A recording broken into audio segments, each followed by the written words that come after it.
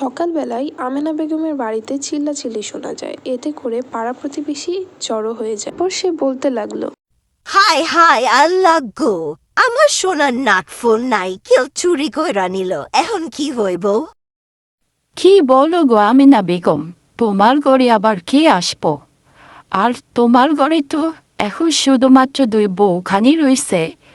কে কি করলো কে নিল বোঝা বড় মুশকিল।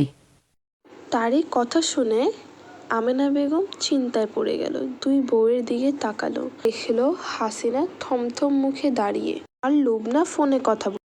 পরবর্তীতে আমেনা বেগম তার ঘরে একা একা বসে চিন্তা করছিল, সে তার গহনাটা কে চুরি করলো। সেই সময় তার ছেলে রফিক বলল, মা, তুমি কাউরে সন্দেহ কইরো না, গয়না তো গড়েও হালাইতে পারে, একটু খুঁজে দেখো। আমেনা বেগম মনে মনে ভাবছিলেন, লুবনা তু ঘরে ঘুরঘুর করতেছিল, শহরের মাইয়া কি জানে আবার হাসিনা উঠানে চলে গেল। পরবর্তীতে দেখা যায় লুবনা রাতের আঁধারে ফসলের দাঁড়ি কি জানি করছিলেন। তখন লুবনাকে হাসিনা দেখে ফেলে আর সে চিন্তা করে এ কথা সকালেই শাশুড়িকে যেমন চিন্তা তেমন কাজ। সকালবেলা সে শাশুড়িকে বলতে লাগলো। আর আমেনা বেগমও কোনো কিছু চিন্তা না করে তৎক্ষণাৎ ভেবে নেয় এখন বিচার সালিশ বসাবে।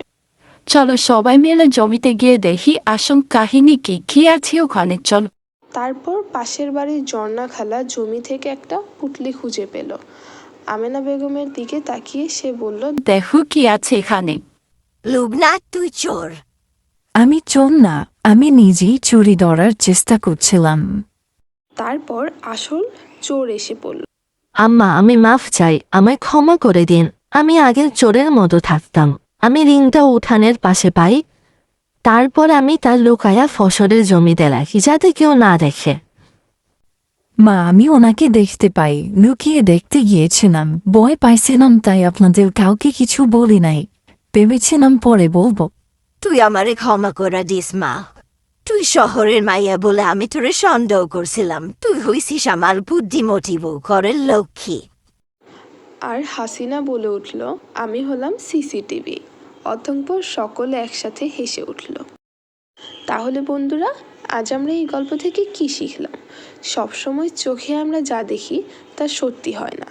বোঝাপড়া আর বিশ্বাসী সম্পর্কের আসল চাবিকাঠি। আর বন্ধুরা, আমাদের গল্পটি পছন্দ হলে আমাদের চ্যানেলটি সাবস্ক্রাইব করে দিও, পাশে থাকা বেল আইকনটি বাজিয়ে দিবে, কমেন্ট বক্সে তোমাদের মতামত জানিয়ে যাও।